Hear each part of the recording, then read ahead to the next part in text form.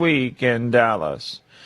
The Supreme Court seems likely to rule for an Ohio woman claiming job discrimination because she's straight. The Supreme Court seems likely to side with an Ohio woman who claims she suffered sex discrimination in her employment because she is straight. The outcome of the case could remove an additional requirement that some courts apply when members of a majority group, including those who are white and heterosexual, sue for discrimination under federal law. Justice Brett Kavanaugh stated a way of resolving the case that seemed to enjoy broad support among his colleagues. Discrimination on the basis of sexual orientation, whether it's because you're gay or because you're straight, is prohibited, and the rules are the same whichever way that goes. I'm Julie Walker. On Wall Street, the Dow down by 186 points, the Nasdaq rose 48, the S&P 500 up a fraction, oil down to 68.78 a barrel.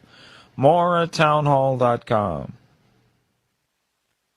Hey, it's big! Rob Schmidt recently beat CNN in key ratings, as millions are tuning into Newsmax. Every night, Rob Schmidt is on Newsmax, revealing the truth about Elon Musk's Doge. Tune in tonight at 7 p.m. Eastern and find out why Rob is the hottest person in cable news. Even President Trump is watching, and he says Newsmax is terrific. Reuters Institute reports that Newsmax is now one of the top news brands in America. Find out why. Just check out Newsmax on your cable system. Get Rob Schmidt with Greta Van Susteren, Rob Finnerty, and much more. Download the free Newsmax app on your smartphone or home TV to start watching. It takes just seconds. With Newsmax Plus, you can watch our great shows anytime. Go to NewsmaxPlus.com and start your free trial. That's NewsmaxPlus.com. Make the switch to Newsmax today.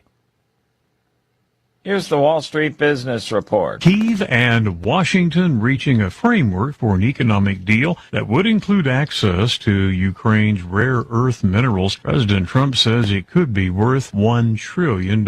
You think egg prices are high right now? Just wait. USDA predicting they'll go up another 40% this calendar year, on top of the current record average price of $4.95 a dozen.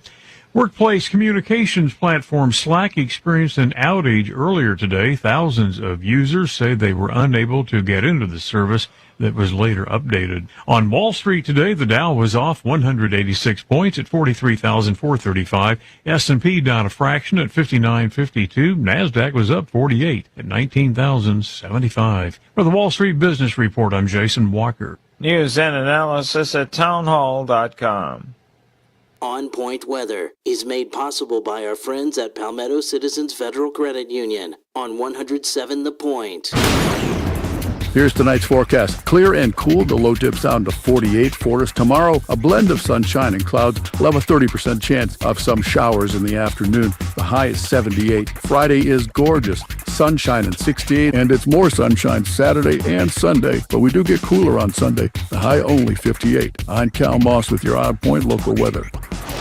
WQXL Columbia, W264DF. From the Bart Fireside Studio, the solution for keeping you warm this winter. This is 107 The Point. This is The Point. Make thepointradio.com.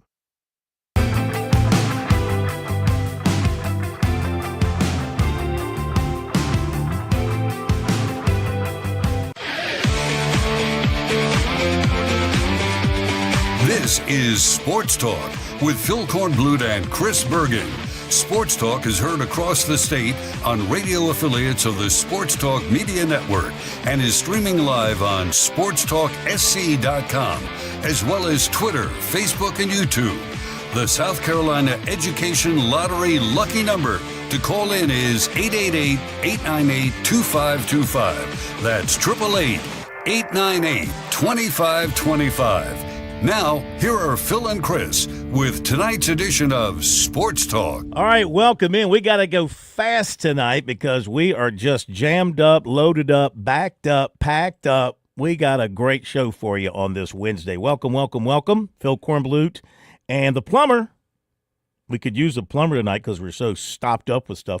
The plumber, Josh Cohen. No Chris Bergen tonight because he's got Coastal basketball.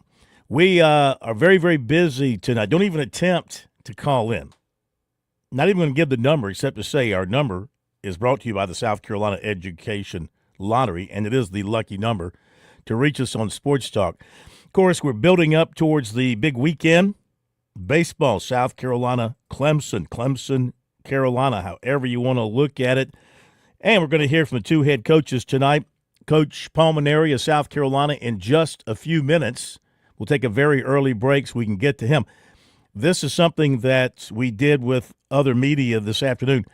We had hoped to have Coach Palmineri live with us like we do all the coaches, but we just couldn't work it out schedule-wise for him because he is practicing in the evening. So the earliest he could be with us was 7:30. This is an SC Wild night tonight. 7:30 was booked. Couldn't work that out.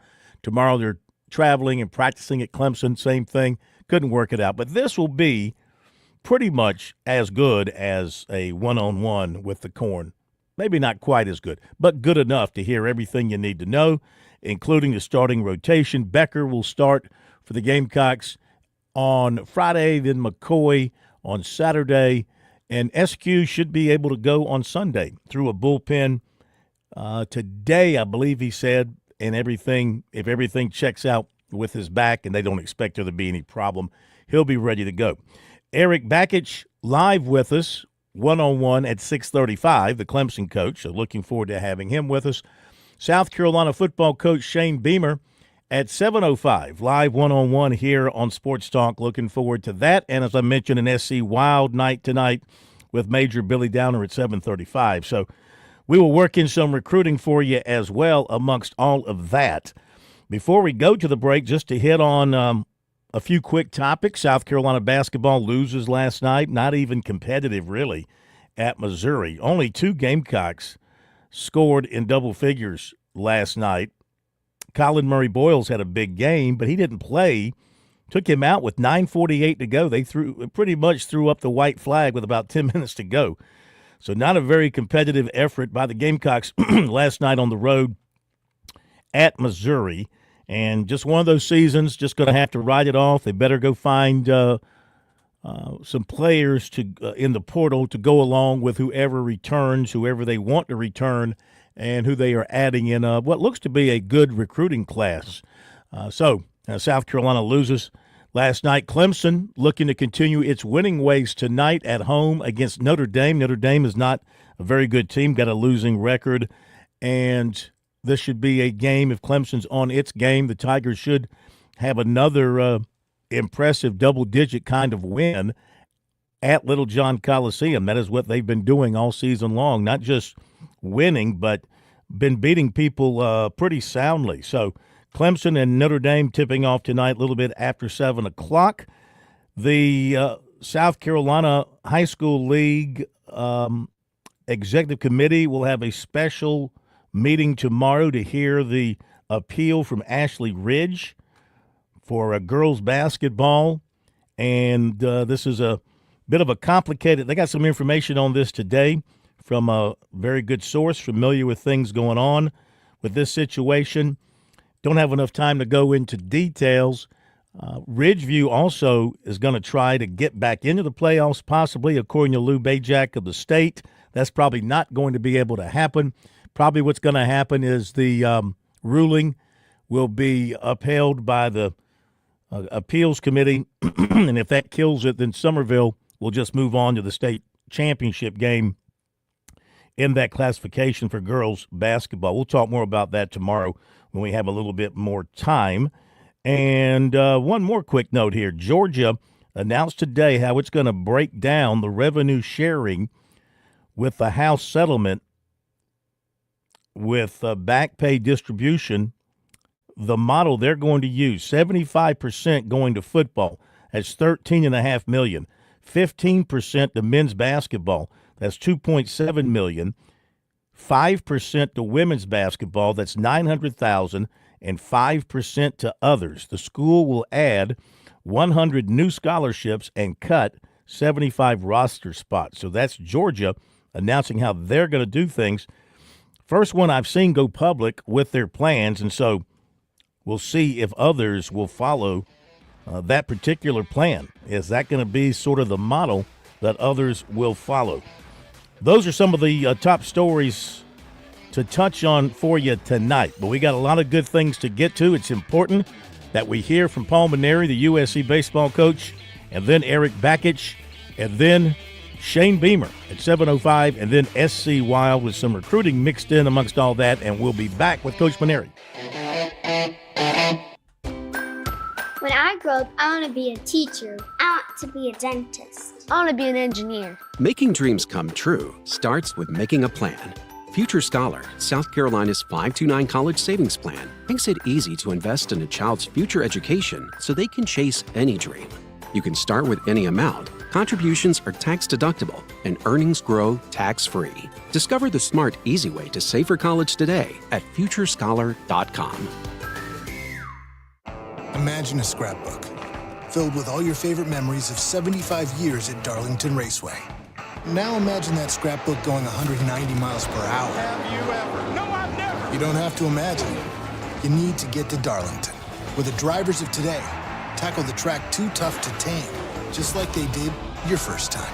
NASCAR Throwback Weekend at Darlington Raceway, April 5th and 6th. Get your tickets now at darlingtonraceway.com. Discover South Carolina. I'm attorney Jim Corbett. I'm not a case manager. I'm a lawyer for over 35 years. I don't charge 40% for your injury in your wreck case or any on-the-job injury. Call 803-765-2968 and ask for Jim Corbett, or email me, jim@jimcorbettattorney.com, for the experience of a lawyer handling your injury case. Jim Corbett, 803-765-2968. jim@jimcorbettattorney.com. Put 35 years of experience to work on your injury case. Hi, this is Major Billy Downer, and coming up tonight at 7:30, it's another edition of SC Wild from the Department of Natural Resources on the Sports Talk Media Network. There's a lot of things we take for granted in our lives. Your home's AC will run cool. Your drive-through coffee will be hot. And the car will start when it's time to take your kids to school. It's when things don't go as planned that you start thinking about who to call and where to turn. The good thing is, you can prepare for life's most difficult days by calling the Larry Lucas Agency today. Larry is a State Farm agent that has been taking care of people across South Carolina for more than 2 decades. You probably have insurance, but switching is easy, and bundling can save you hundreds or more. Most importantly, the Larry Lucas Agency can help you choose the protection you want at the price you want.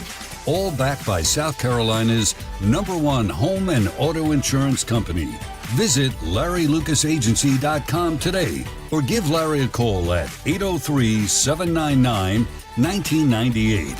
Like a good neighbor, Larry Lucas State Farm is there. Every lottery ticket purchase keeps education in our state moving forward. In fact, the lottery has raised more than $200 million for state school buses to get our students to school safely every day. Then, the lottery helps those students go even further in their education by funding the Life, Hope, and Palmetto Fellow Scholarships. So remember, when you play the lottery, you're keeping South Carolina students on the road to success. Learn more at sceducationlottery.com/betteryou. George Bryan here with Tsunami Bar Sports and some great spring golf news. If you're ready to mash your tater, I think you need a Laginator. And if you want to get more speed and crack the whip, it's time for a mini stick. So TsunamiBarSports.com, GB10 to get 10% off the Laginator and the mini stick. That's TsunamiBarSports.com, GB10 for 10% off.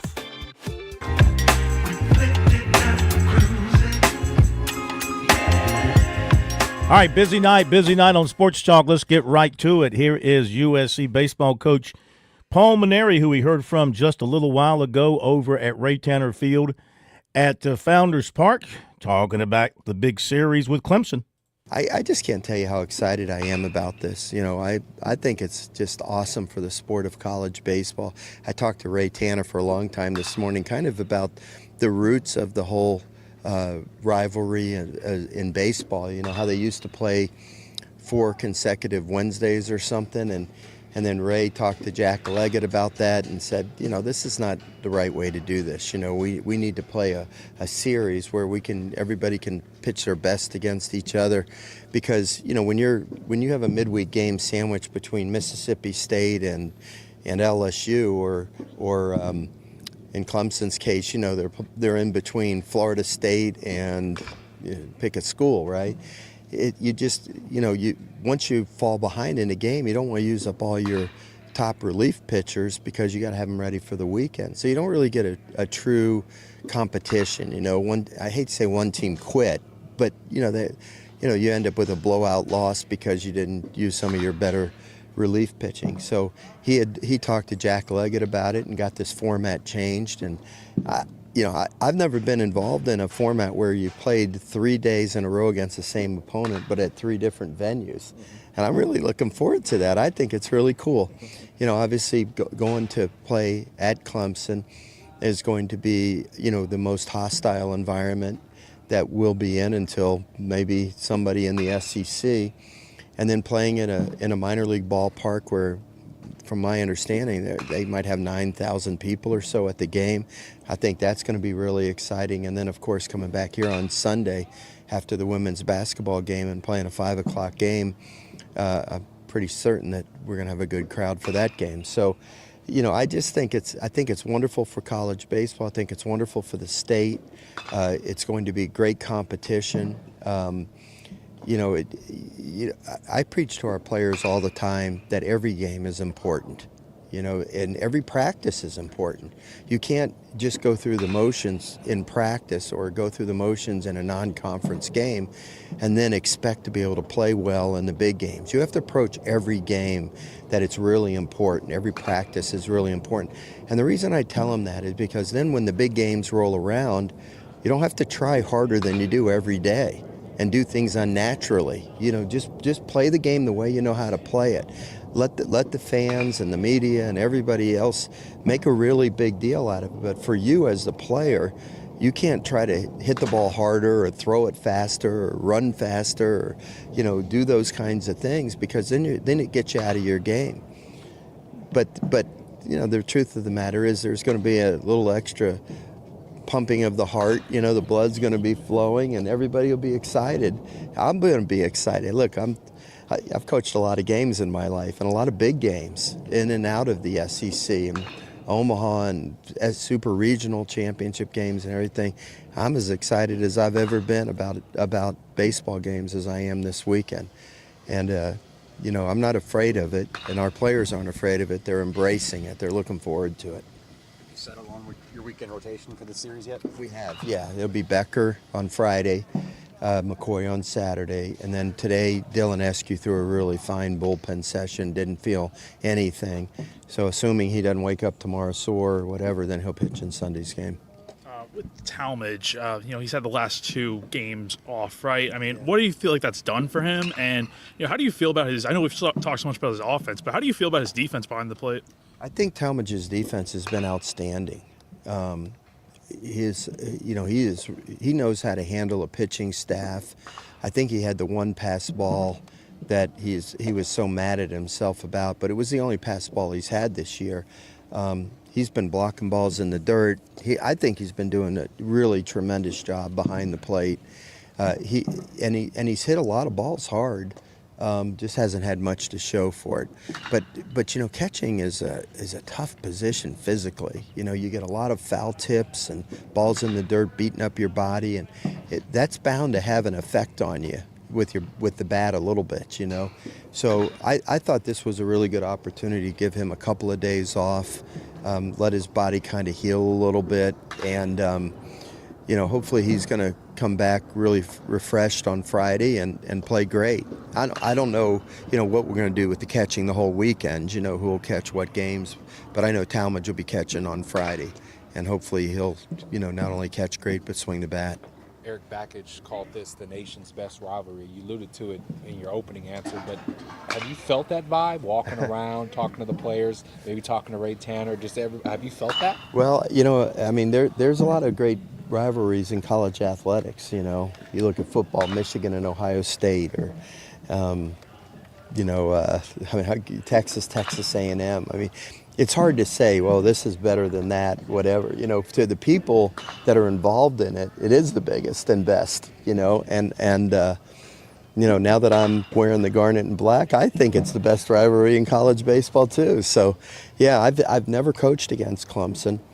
I've been to their field for high school showcases, recruiting-wise, but I've never coached in a game there. So I'm personally looking forward to it too. And we know Clemson has a really good team, and I like to think our team is really good as well. So the competition is going to be that's what I love about sports, is the competition. To see really good athletes go against each other, to play a little chess match with the other team's coach, to see fans that you don't have to convince them that it's important.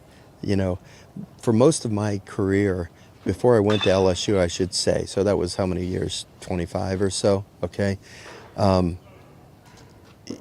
My biggest task was trying to make people understand that college baseball was important.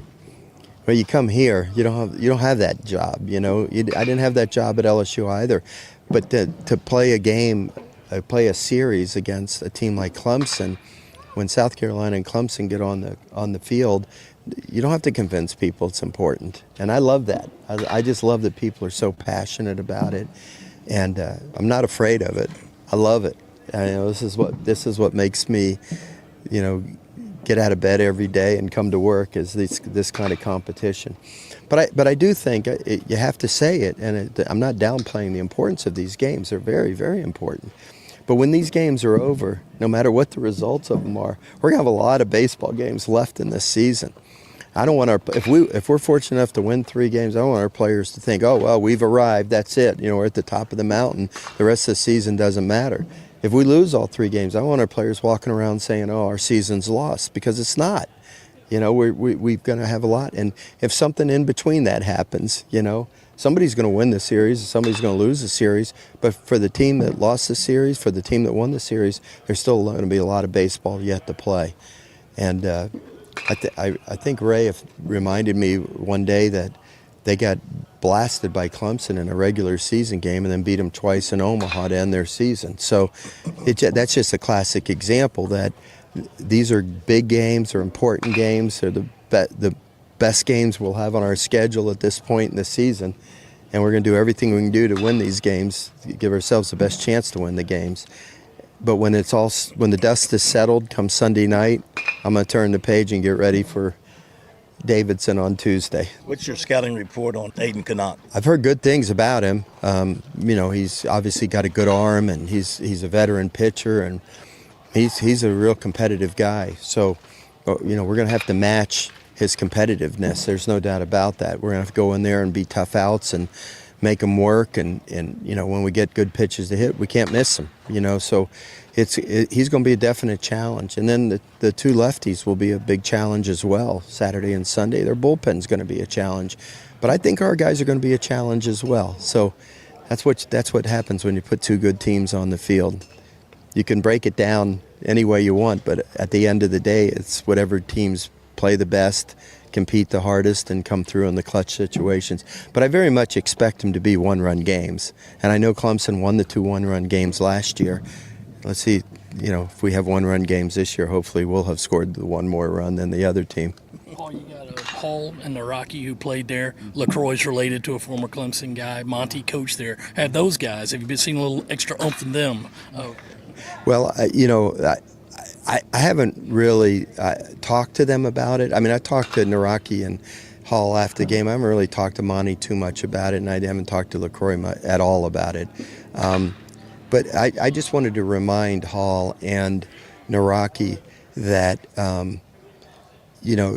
everything that you experience in your life is what makes you who you are today, the good and the bad, and both of those guys had some really good moments at Clemson, and they had some disappointments at Clemson.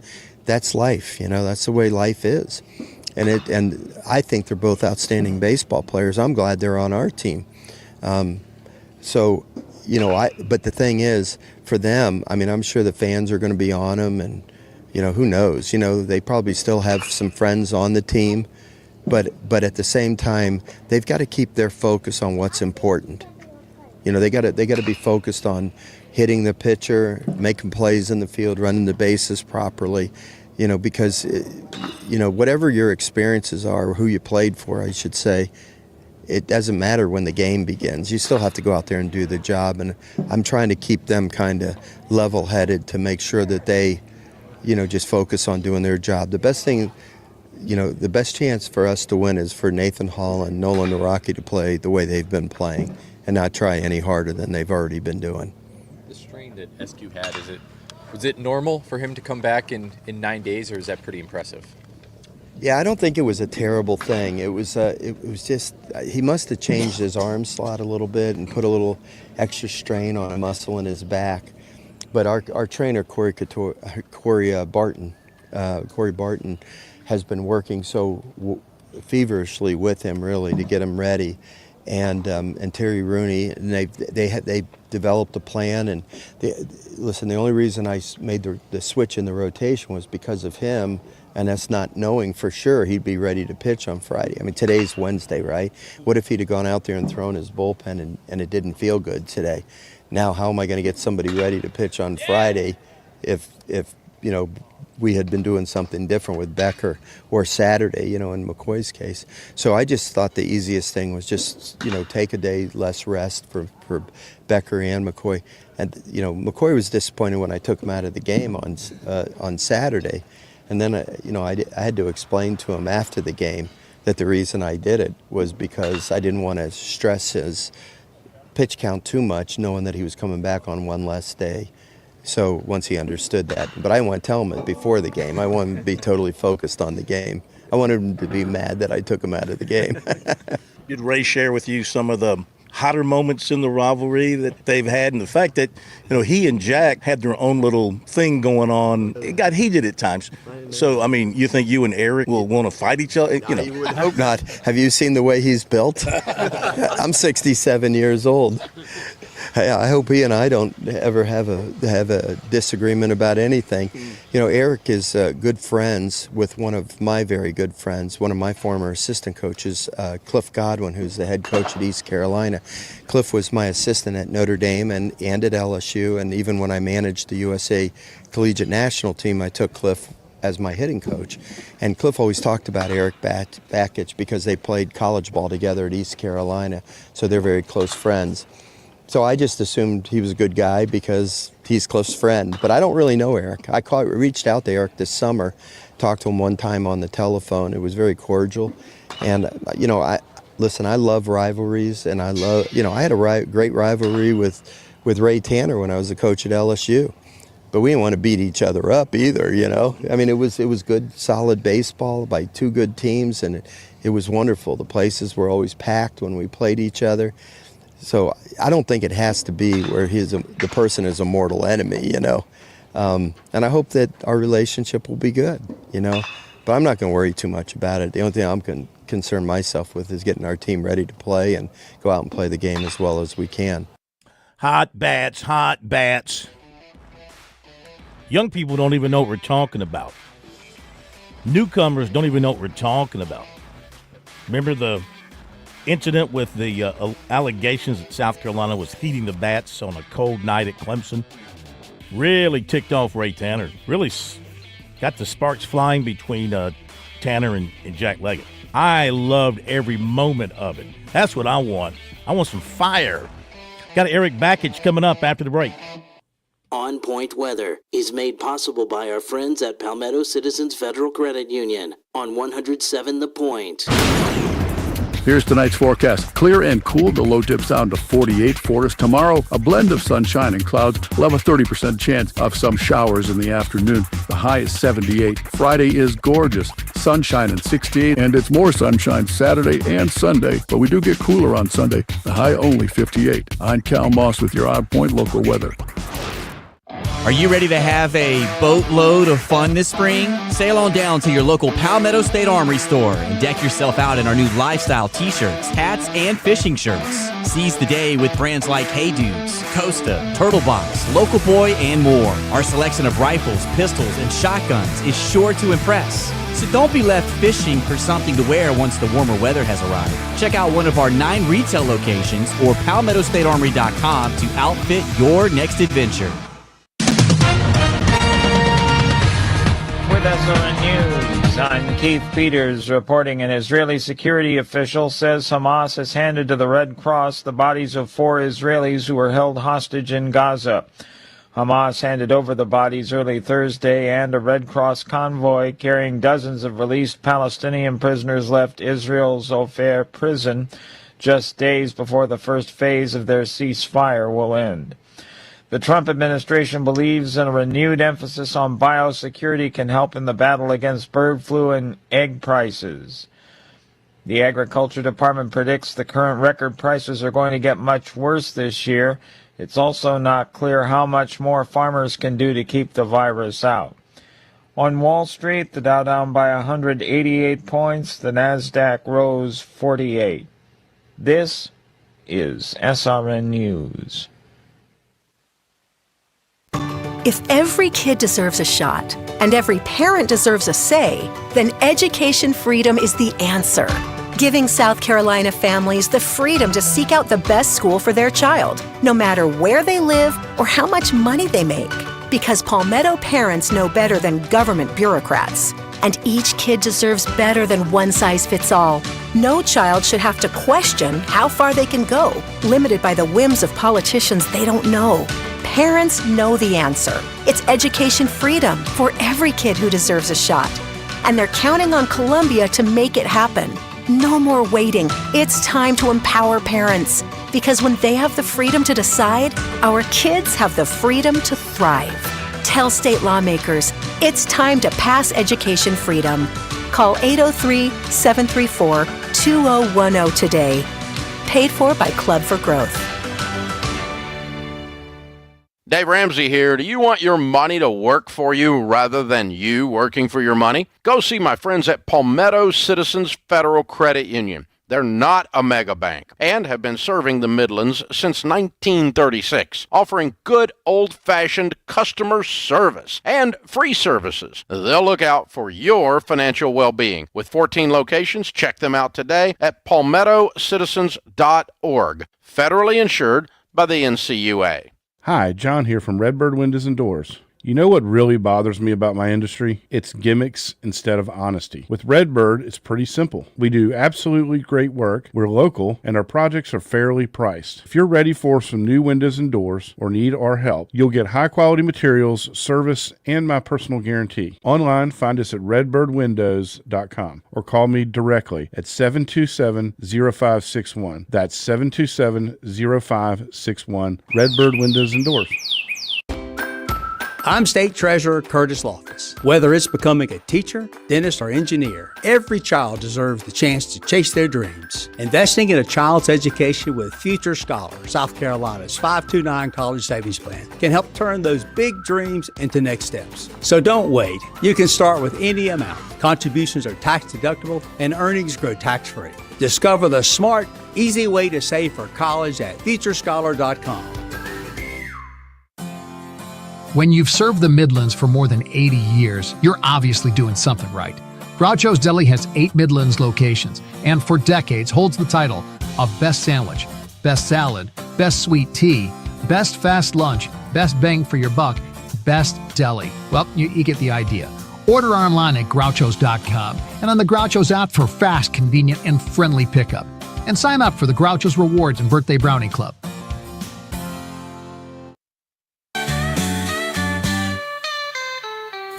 Touchdowns to three-point shots, we've got it all, tying the knots, bringing you the latest scoop. Sports Talks, the absolute truth.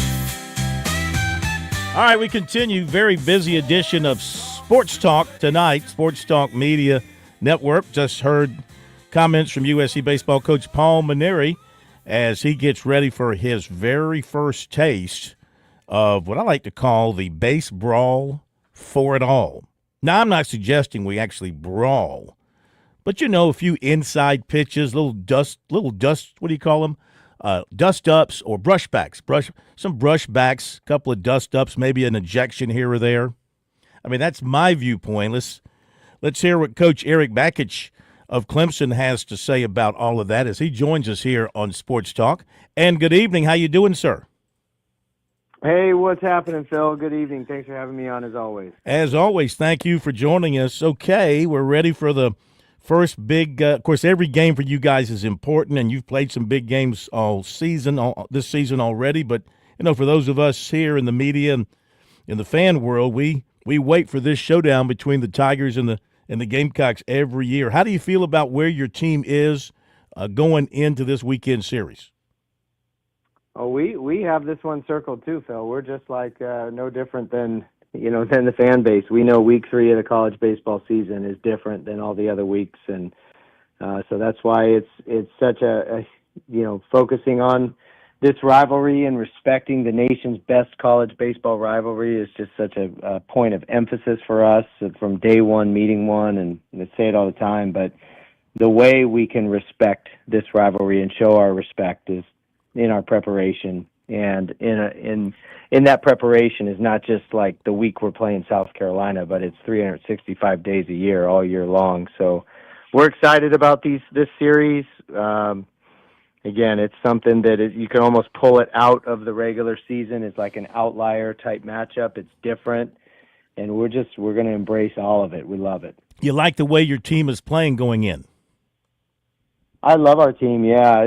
We obviously have things to improve upon and work on like everybody, but, I can't really poke too many holes in our roster. And, outside of having a few guys, banged up and finding their way back from some small injuries, it's a very complete team, and it's a team that, as we look at with what our big picture long-term goals are, we don't see any reason. There should be no excuses of why we can't compete, not only to go to the World Series, but to compete to be the last team standing. Absolutely.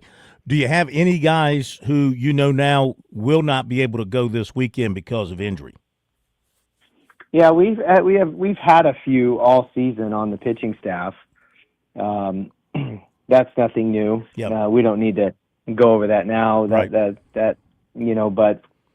yeah, we have 5 pitchers that are going to be, 4 of them are going to be making their way back.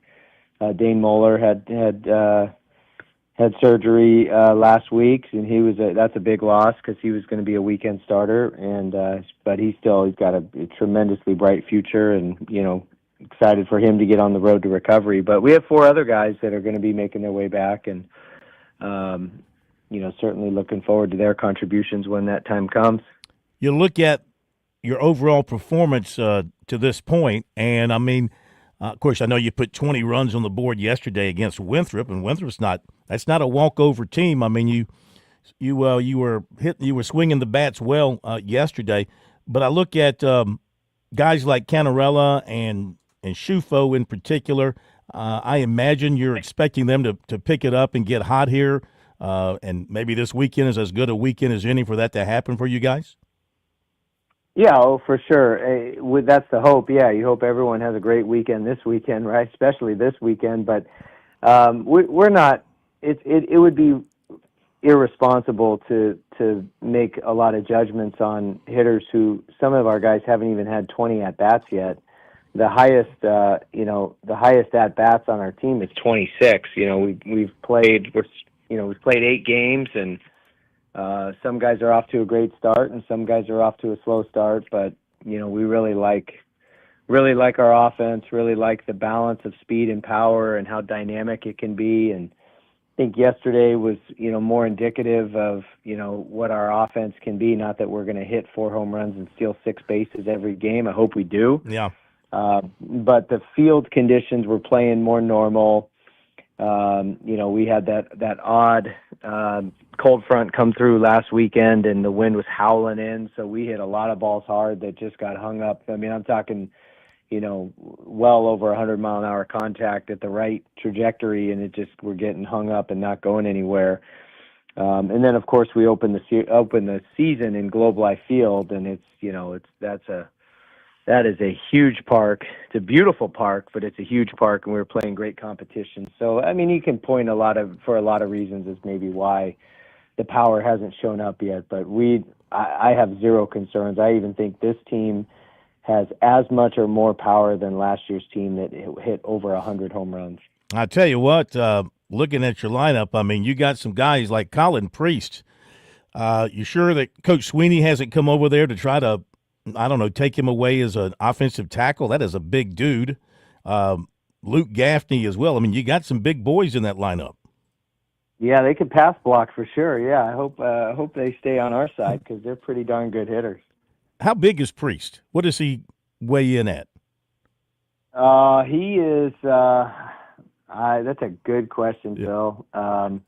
If I had to guess, I'd put him in the 6'4", 240 range. But don't quote me on that. I'd have to look up well, I'm in the office. I got my computer.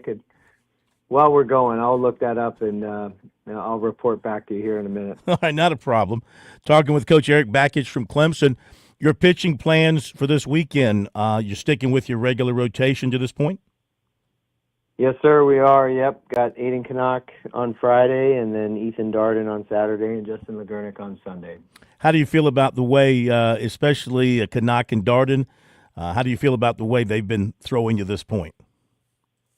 Feel really good because, obviously Aiden Canuck is as good a stuff as anyone in the country, and he's been throwing strikes, and feel really good about him setting a tone on a Friday night, and just the way that he prepares and the consistency of his routine. It certainly feels like that's a guy that is going to be a consistent performer just because of the consistency of a routine and preparation week to week. And then Ethan Darden, he's been around the block. He's a kid who has been in the fire for us in a multitude of roles, from everything from a matchup lefty to a Friday night starter. And he's just a kid that,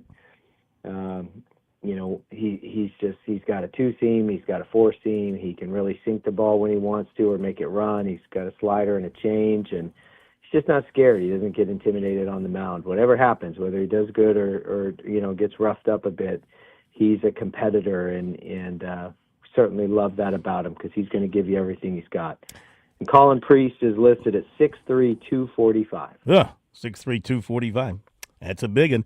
So going back to Canuck for a moment, he has yielded 3 home runs in his 2 starts. Any concern about that? Does that mean anything at this early stage? No, not after 2 starts. I think it's probably just like the hitter's stats. It's too early to pass any judgment. I'm sure he wishes he didn't have those 2 starts, but he's also got 15 strikeouts in 9 innings, which is pretty good. And he's faced some tough competition too. So Oklahoma State is a legit hitting team, and they got to him the second time through the order. So yeah, he may have given up a couple of long balls already, but not to take away from the pitcher that he is and the pitcher that he's going to be all season. Who did you say would be your Sunday starter? Justin LeGurnick. He got roughed up against Ole Miss in week 1, and I thought his response in week 2, we had a feeling he was going to pitch better, but to go 6 scoreless and command the ball inside the strike zone the way he did. He threw strikes in game 1, but the quality of the strikes, he was more over the middle of the plate, and I thought the way his stuff played towards the edges of the plate this past Sunday was just an incredible adjustment. And, he's got some of the best movement of his pitches on our team in terms of just the ball flight metrics that we look at. So when he's pitching on the edges, he's really tough to hit. And he did a great job of that this past Sunday. How good do you feel about Lucas Maustat closing for you? Do you feel like he's one of the better closers in the country?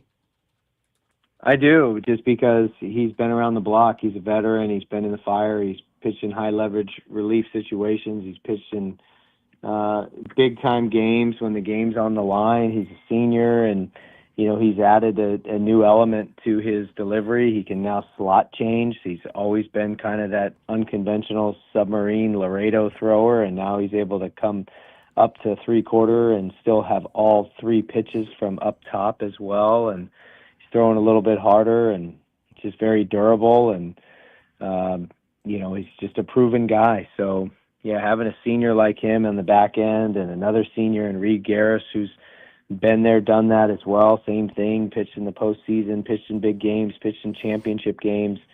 Those guys are just some really valuable veteran weapons to have in the back end.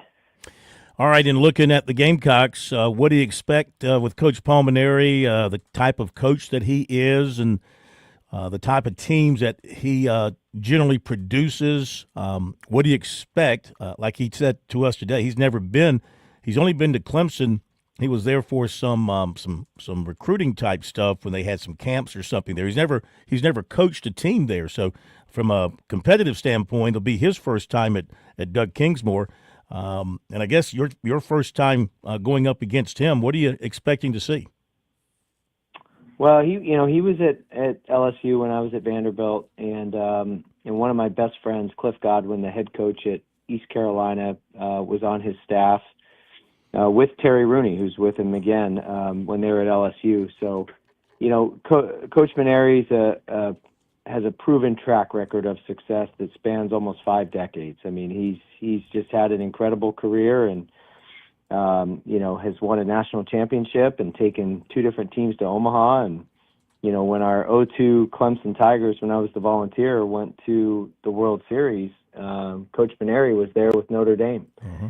And so I have a ton of respect for the coach that he is and the success that he's had. So I know they'll be prepared, and we're expecting a heck of a battle. You get to see a couple of your former players in Nathan Hall and Naraki in the other colors this time.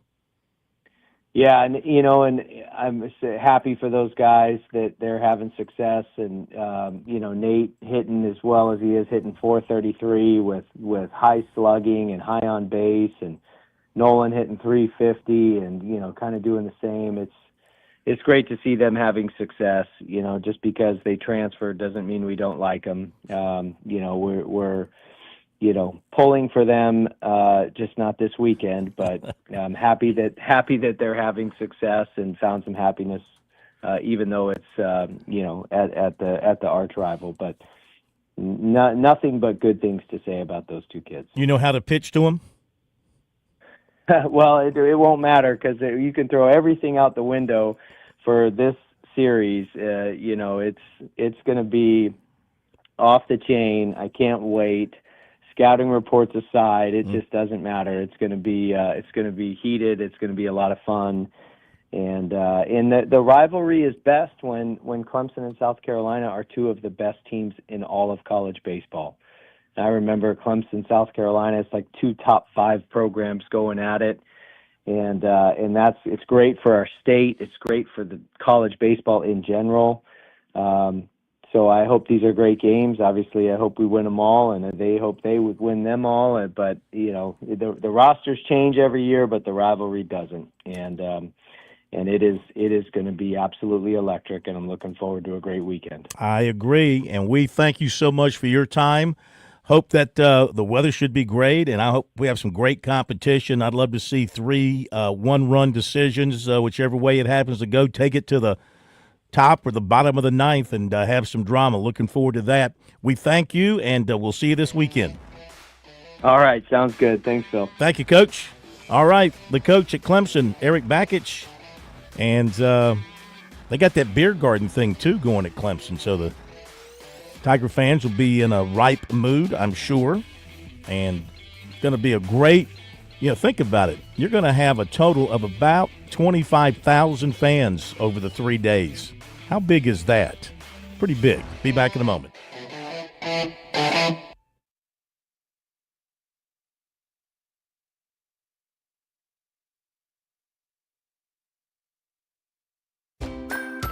I'm State Treasurer Curtis Loftus. Whether it's becoming a teacher, dentist, or engineer, every child deserves the chance to chase their dreams. Investing in a child's education with Future Scholar, South Carolina's 529 College Savings Plan, can help turn those big dreams into next steps. So don't wait. You can start with any amount. Contributions are tax deductible and earnings grow tax-free. Discover the smart, easy way to save for college at futurescholar.com.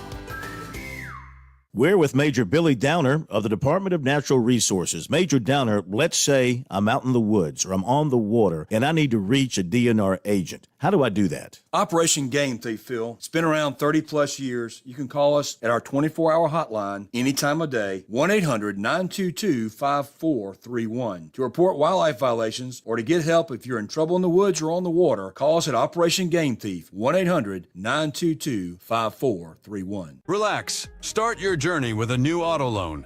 Get on the road with an auto loan from Founders Federal Credit Union. From city streets to off-road trails, your journey begins here. Our low fixed rates can get you on the road in a ride that fits your lifestyle and budget with no payments for up to 90 days. You can apply for a pre-approved spending limit even before you start shopping.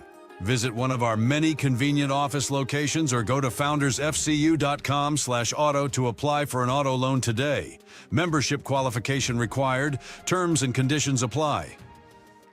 Hi, this is Major Billy Downer, and coming up tonight at 7:30, it's another edition of SC Wild from the Department of Natural Resources on the Sports Talk Media Network. Call Lawyer Lisa.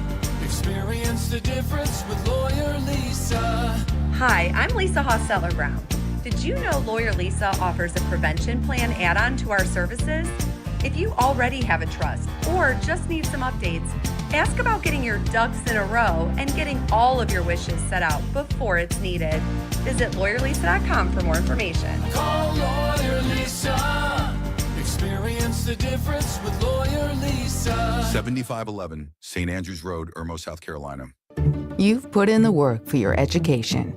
The extra early, extra late, extra work. That's because you understand education opens doors to better pay, better opportunities, and a better you. Being educated about playing the lottery is no different. It helps you be a better player, one who knows when to play and when to take a rain check. The lottery's a game, so let's keep it fun. Learn more at sceducationlottery.com/betteryou. The Sports Talk Recruiting Report is sponsored by Seawell's Catering. Well, the only thing as juicy as what we've done so far tonight with Palmineri and Eric Bakich is to talk about Seawell's. That's a juicy subject as well. Seawell's, the daily luncheon buffet, rolls on tomorrow 11 till 2. And we're looking at what? Tomorrow, wow. Southern fried chicken, smoked sausages with peppers and onions, lasagna, and teriyaki and lemon pepper chicken wings. Friday, southern fried chicken again, sliced beef brisket, fried fish nuggets, and carved applewood smoked ham. No, you can't beat it. If you can't beat them, you have to join them.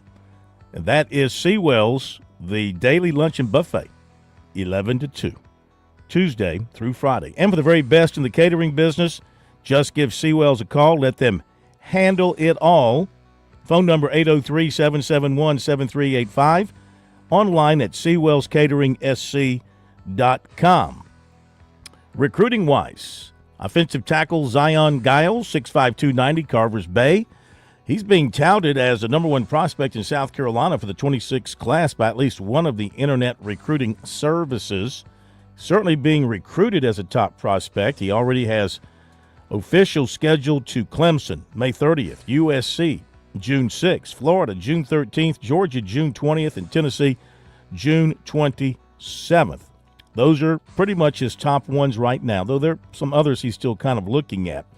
He is going to get out this spring to check out schools, and he wants to use the spring visits to go deeper into the schools beyond football.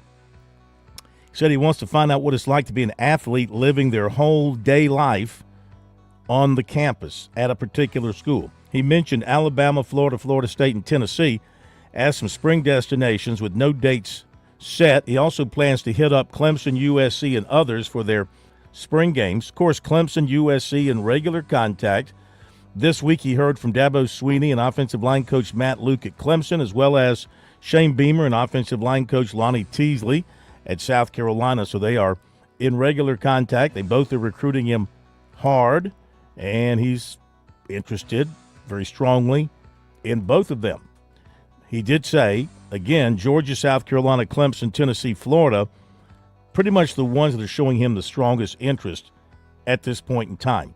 When he evaluates everything, when he goes on visits, he's going to be interested not only in his football development, but also, as he said, his character development, skills that they can equip him with that can help him in the long run with his life outside of football. Does not have a commitment date in mind because his feelings about the schools tends to fluctuate day by day.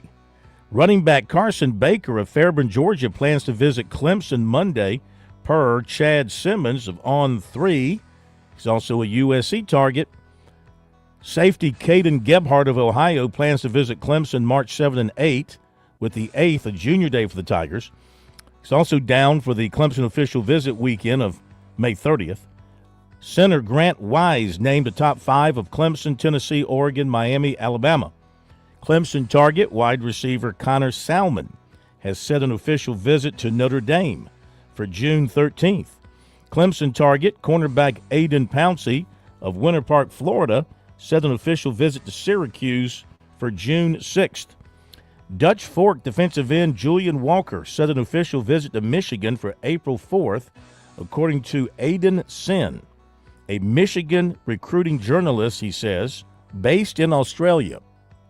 Interesting place to cover Michigan recruiting from Australia, from down under. So that means he's in Australia, so his news is actually a day ahead of where we are now.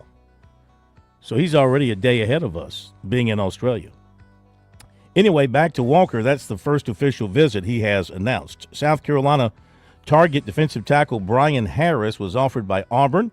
South Carolina target cornerback Kerry Adams was offered by UCLA. North Augusta offensive tackle Malcolm Gaston was offered by North Carolina. 2027 corner Joshua Dobson of Catawba Ridge was offered by Louisville. And in basketball, point guard Aaliyah Chavez of Lubbock, Texas, plans to announce March 25th she has had South Carolina, LSU, Texas, Texas Tech, UCLA, and Oklahoma as her favorites. There you go with the recruiting report tonight, brought to you by Seawells, available on our website, SportsTalkSC.com, and on our X, which is SC Sports Now, SC Sports Now on X. Make sure you follow us there. Clemson Notre Dame basketball going to be tipping off just after the top of the hour. You can follow along for information on the game if you're looking for more insight. Brooks Thomason is covering the game for us up at Little John Coliseum, so he'll be posting on X and on our Facebook, and we'll have a post-game report for you with the post-game audio of Coach Brad Brownell. The Tigers take on Notre Dame tonight, looking to go, what are they now?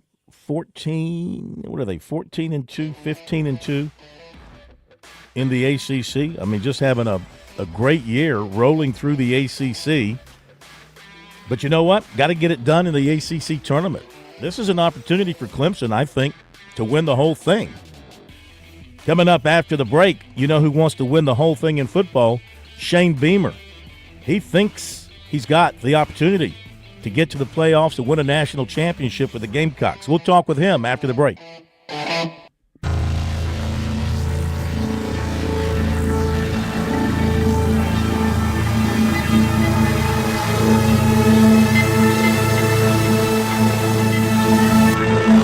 WQXL Columbia, W264DF. From the Bart Fireside Studio, the solution for keeping you warm this winter. This is 107 The Point. News this hour from townhall.com. I'm Keith Peters reporting. Immigration officials have an announcement for anyone in the country illegally. Immigration officials are saying that anyone living in the U.S. illegally will soon have to register with the federal government, and those who fail to do so could face fines, imprisonment, or both. A statement says the registry will be mandatory for anyone 14 years and older without legal status. Officials say each person must register and provide fingerprints and their address. Parents and guardians of anyone under age 14 must ensure that they are registered. Federal immigration law has long required that people living illegally in the U.S. register. While the law has rarely been enforced, immigration officials say that is now changing. I'm Lisa Dwyer. A child has died in Texas in the state's largest measles outbreak in 30 years. During a cabinet meeting, Health and Human Services Secretary Robert F. Kennedy Jr. says his agency is watching the measles outbreak in Texas. There have been 4 measles outbreaks this year. In this country last year, there were 16. So it's not unusual. We have measles outbreaks every year. The child's death in West Texas, where officials say at least 124 people have been infected by the deadly virus, is the first U.S. measles death in about a decade. An Israeli security official says Hamas has handed to the Red Cross the bodies of 4 Israelis who are held hostage in Gaza.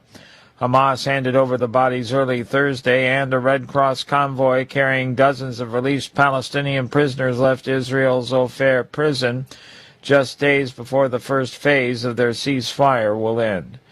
Mixed day on Wall Street, with the Dow down by 188 points, the Nasdaq rising 48. More on these stories at townhall.com.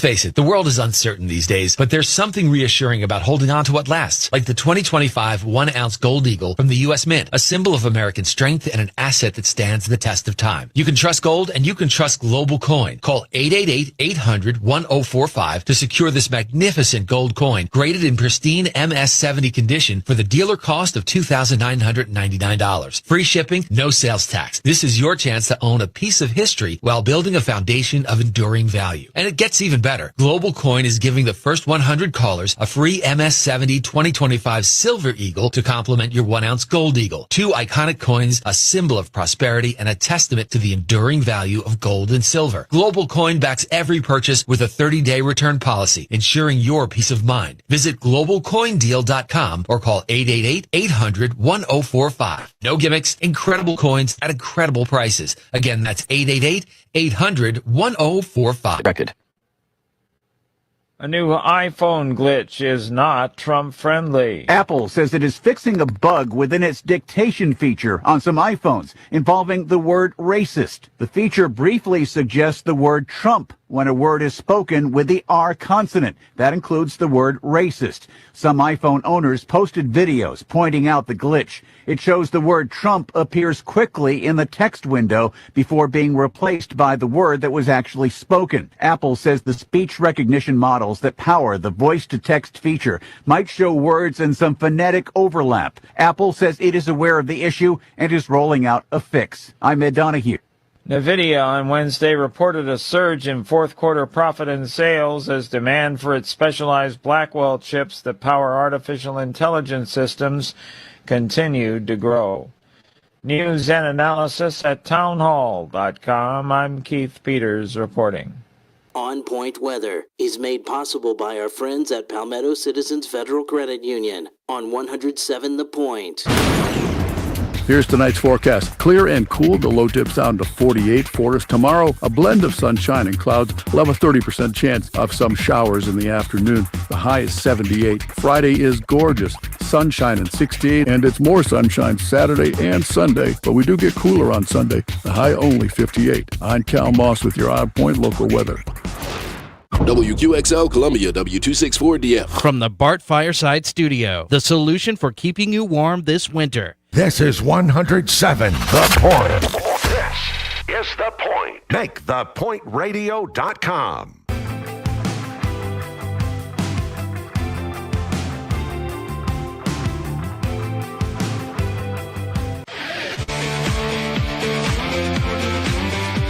Welcome back to Sports Talk on the Sports Talk Media Network.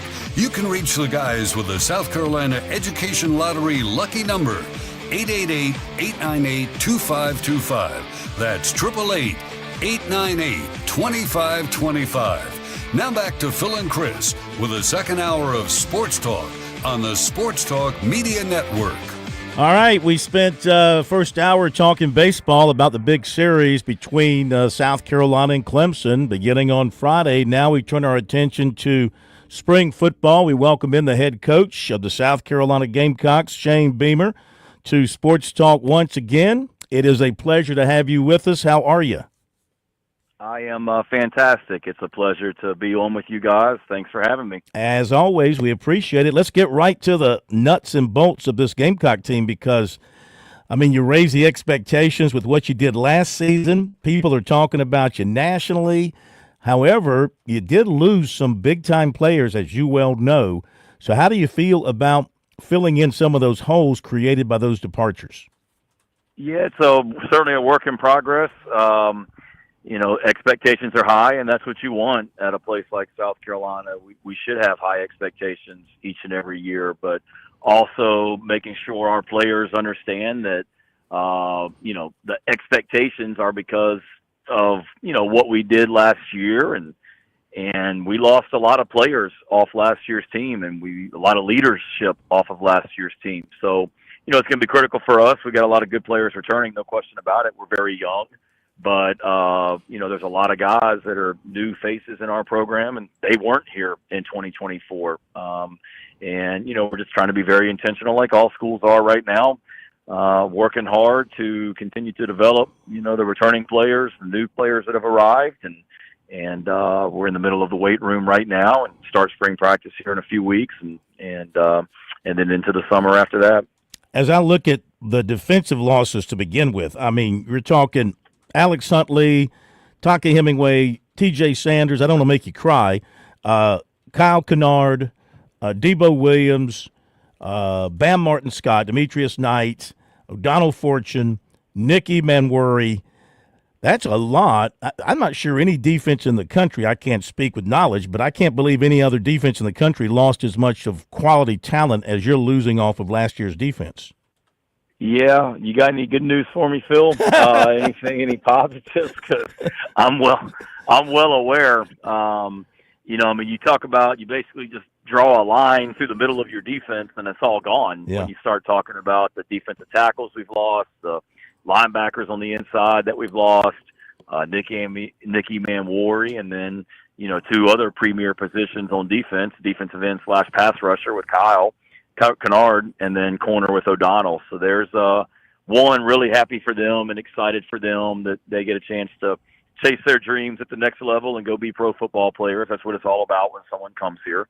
But at the same time, understanding that we got a lot of work to do to replace those guys. And the best teams year in, year out in the SEC and in the country are the ones that are really good on defense. And we were really good on defense last year because we had a lot of really good players and did a great job coaching them up. And we've got a lot to replace, but we're really fired up about the returning players on our defense, the young talent we brought in. Last year at this time, nobody was talking about Demetrius Knight, and you look where he is now. So now the key for us is we've brought in some new players from the high school ranks and the transfer portal at the linebacker position and on defense and on offense as well. And now the key is going to be to develop those guys, and hopefully they can have close to the impact that Demetrius Knight had for us last year. Give us the names, speaking along those lines, give us the names of a couple of guys, 3 guys in winter workouts who have really taken it up a few notches, caught your eye, and guys we're going to learn about in the spring. Yeah, I think it's still really early. Really everything so far has just been in the weight room and being able to do a little bit on the field with them a couple days a week. And, I would say that a lot of our guys have made strides, whether they be returning players or transfers that we've brought in. It's hard to name just, 1 or 2 or 3 that have jumped out. I will say this, that we're really excited about this freshman class that we brought in. They're pretty much all here right now, except for, a handful of guys, 5 to 6, that'll be here in the summertime that are still finishing up their high school senior year. but there's not a single guy in that high school class that we look at and say, I'm not sure we made the right decision on this guy. We're really think they have great upside. And then the same thing with the transfers that we've brought in as well. And, you know, like we've done in the past, the last couple of years, specifically, Phil, a lot of these transfers that we've brought in that, you know, maybe not from named schools, if you will, from a lower level, that have come in and really impressed since day one, and we have high expectations for. So really pleased with the group right now. It's a hungry group, and eager to see them when we get out on the field and start practice in a few weeks. Well, you had great leadership on the defense, as you pointed out, older guys who kind of stood up and took charge. So who do you expect to fill that void on the defensive end in terms of being that leader? Yeah, it's a great question, and that was a huge part of our success. I've said it publicly and will continue to. You know, one of the reasons that I knew last year at this time that we as a football team were going to be a lot better than what people thought we were going to be in 2024 was because of the leadership on this team, and it was because of the amount of veterans we had on the team, especially on the defensive side of the ball. So that's a big question mark, because we've lost a lot of really good players, as you alluded to, on the defensive side of the ball, but we lost a lot of really good leaders on that side of the ball as well, that were the voice of the team in so many ways. And that's a progress right now, a process we're going through right now. That's part of the off season and what you do in January and February when you're in the weight room and it's hard and grueling workouts, is trying to develop those guys, those leaders that you need. And that's what the spring practice will be. And then the summertime.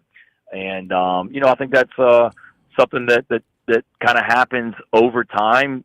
Naturally, we have some guys returning that have played a lot of football for us on the defensive side of the ball.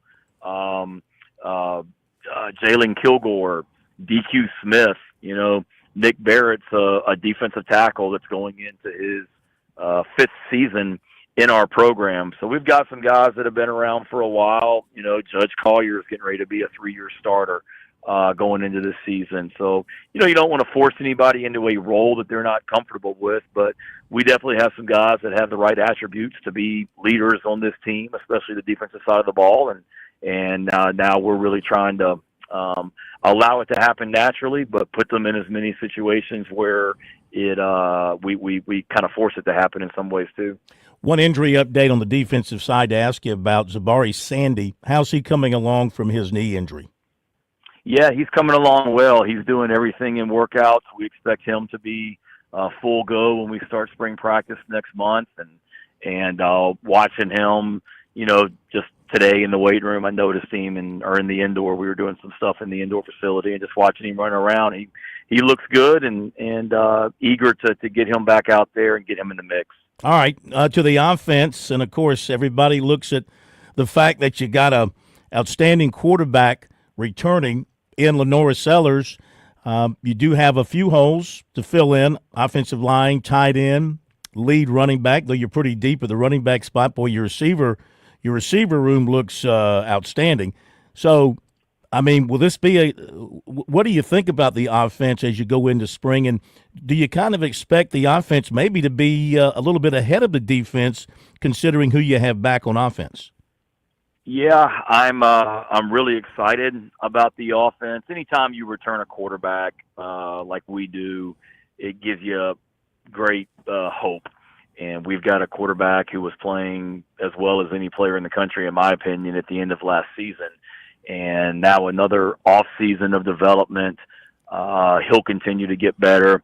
I really like Mike Shula and what he's done with the offense, and the way that offensive staff is working right now, and putting together a plan for us to be at our best offensively in 2025. But I'm really looking forward to watching this offense in the spring and throughout the summer and into the preseason and then into the season as well, because we have certainly a lot of weapons. Now we lost we got to replace our starting center and two really good guards, and Rashawn Lee, Kamar Bell, and Torricelli Simpkins. You know, so that's a big challenge. But then you look around, we bring back a lot of really good players and lost a lot of really good ones. But when you talk about the wide receivers that we added, this freshman class of receivers, you talk about, the tight end position with Mike Tyler coming in as a freshman and Jordan Dingle transferring in from Kentucky, along with Michael Smith and Brady Hunt, Mo Brown returning. That gives you a lot of excitement. And then the running back position, you just said it, we lose Rocket Sanders, but we're very deep. And Jawarn Howe got a lot of work in the bowl game and was able to show kind of what he can do. Matthew Fuller is a young guy that we're excited about. Oscar Attaway returns, and Rasul Faison that transferred in from Utah State. So we got a lot of pieces, and really the key for us now is, as a coaching staff and as an offense, is figuring out when we get out to spring practice what everyone does best and how to get our best 11 on the field. But we certainly have a lot of depth and a lot of competition, and it's going to be fun to see how it all shakes out. What is Coach Shula asking of Lenora Sellers as far as how he wants to mold him? I know Coach Loggins had his view and his concepts on how to develop the quarterback. Is Coach Shula similar, or is he somewhat different? Does he want to try to mold Lenoris in maybe a different way? Does he want him to be more of a pocket quarterback that runs when he has the opportunity, or does he want to continue to keep that part of his game at the forefront? Yeah, I think every coach has their own style.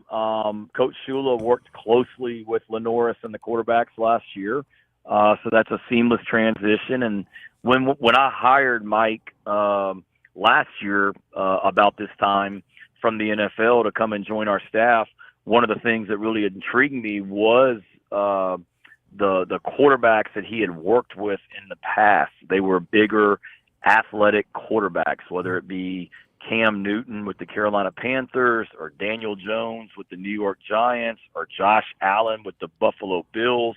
All those guys are bigger quarterbacks that can throw, but certainly are a weapon with their legs. And that's what Lenoris is. So Coach Shula's experience working with quarterbacks is a huge asset for us. And I think specifically to Lenoris, it's really just going back and watching every play from last season like you always do. And there's a lot that Lenoris can certainly clean up and improve on. And he's got an entire year to really go back now, a body of work to really break down and analyze and continue to develop and take the next step. And certainly, we don't want Lenoris necessarily to be running the ball 20 times a game every game. But as you saw in the Clemson game and other games, he's working when he does. And we don't want to take that away from him by any stretch of the imagination. Well, you look at that quarterback room with the addition of Aaron Nolan and the addition of Cutter Woods, and you got Dante Reno returning as well. I mean, that's a loaded room as well behind your starter. And I think a lot of people, not to take anything away from Woods or Reno, I think a lot of people are intrigued by Air Nolan because of his high school reputation, the fact that he went to Ohio State as a recruited guy that they wanted, and then he comes back, he comes to you. So obviously he has got some skills that people are very impressed by.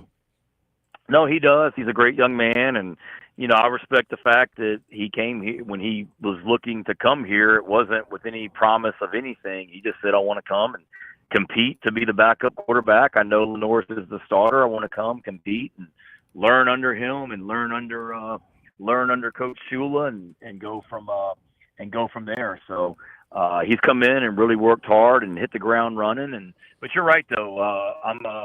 I'm excited about that entire quarterback room.